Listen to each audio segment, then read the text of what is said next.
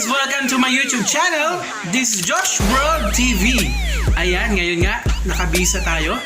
At imimit natin ang ating mga katropa. Ayan, we're going to Subic Bay Freeport Zone. Ayan, I'm so excited kung ano yung mga pupuntahan naming lugar. And please don't forget to subscribe to my YouTube channel, Josh World TV.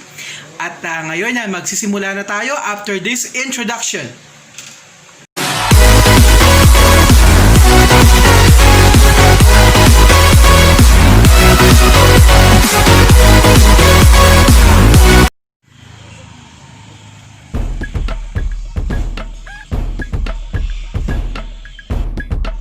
So yan nga guys, first stop over namin dito sa Jest Camp, dito sa Magaul Bird Park. Ayan.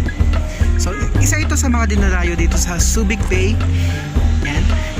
It is a tourist destination, Jest Camp, Magaul Bird Park.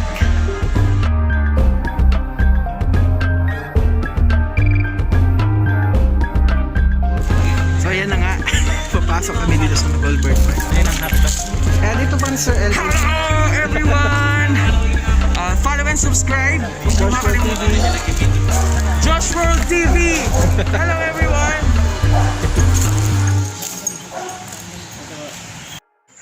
Magaul Bird Park, the best bird park in the Philippines, conveniently located in the Jest Camp area, Upper Mount Subic Bay Freeport Zone.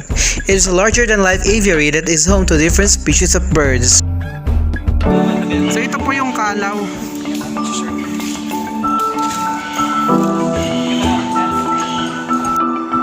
They also have white cockatoo, also known as the umbrella cockatoo, a medium-sized all-white cockatoo endemic to tropical rainforest on islands of Indonesia. When surprised, it extends a large and striking head crest which has a semicircular shape. They also have macaws which are native to the continents of the Americas. Most species are associated with forests but others prefer woodland. The green parakeet is a medium-sized parrot occurring in North and Central America. The rose-ringed parakeet, also known as the ring-necked parakeet, is a medium-sized parrot in the genus Psittacula of the family Psittacidae, scientific name Psittacula crameri. It is common in the rainforest originates in the Indian subcontinent.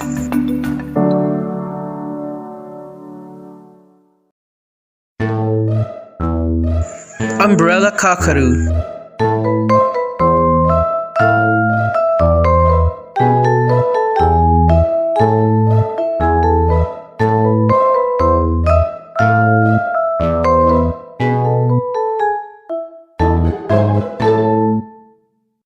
Ayan po, nakikita po natin si Jest at saka si Josh na ngayon ay ayan, tinitrain yung ibon. Ayan, ang kanyang dating tinitrain na ibon. Hello. Hello. Hello.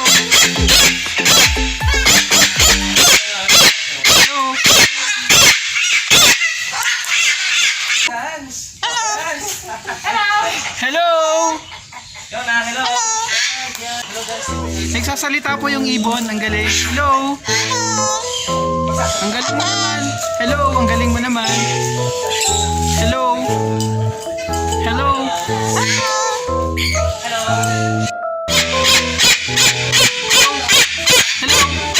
Hello.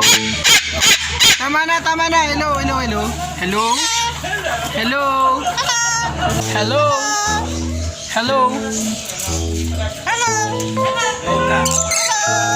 Hello. Hello.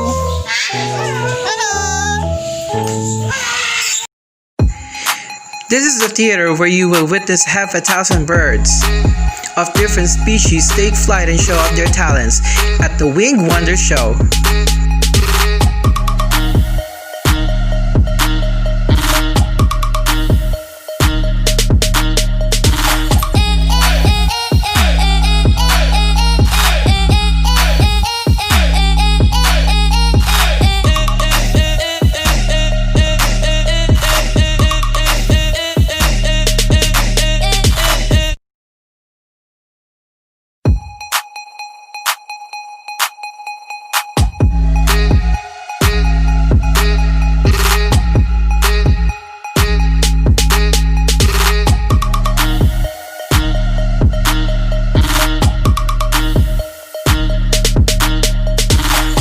The View Deck.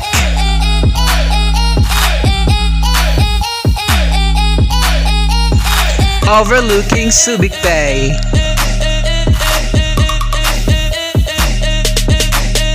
Hi, Edward! Si Edward yan. Si Edward, madalas natin silang nakikita rin sa mga post.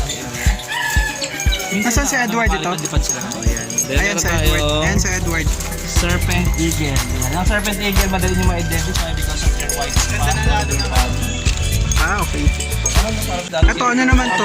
That's a white-bellied sea eagle. Ah, okay. This bird is called cassowary.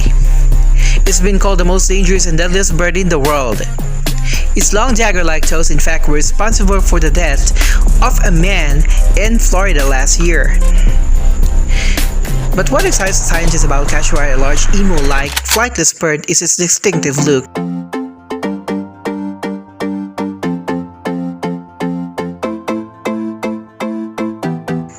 Again, this is the cassowary, the deadliest bird in the world. The cassowary is usually considered to be the world's most dangerous bird, at least where humans are concerned. Although ostriches and emus can also be dangerous, it is commonly found in Papua New Guinea, Australia, and nearby territories.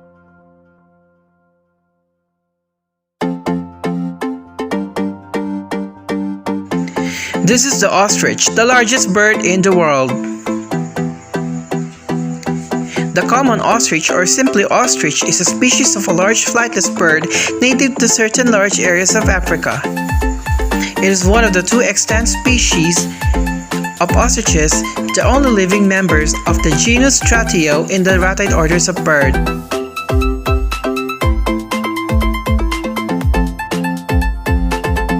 Ayan guys, nakikita natin sa likuran ko yung ating pinakamalaking ibon sa buong mundo. Ayan ang ostrich. Ayan.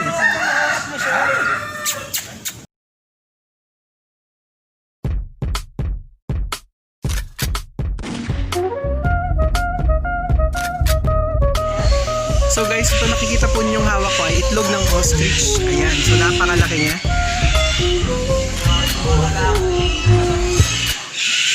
Ayan.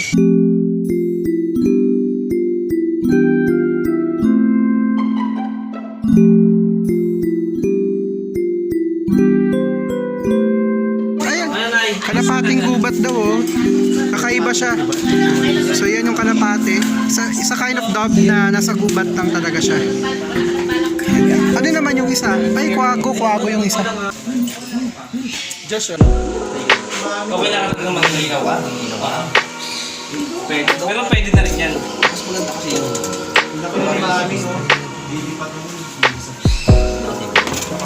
Yun natin nakita natin kanina sa lubong natin. Sige na, Omer.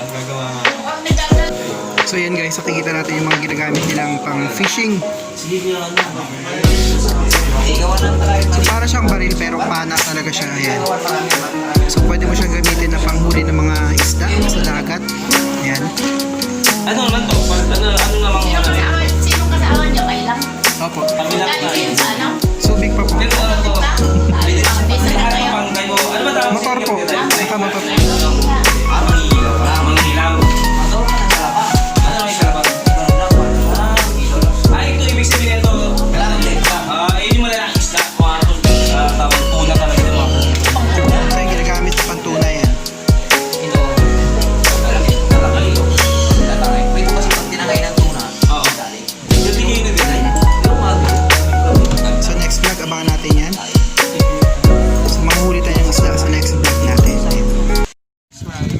Ayan, kakain kami guys. Team Alpha. Yes.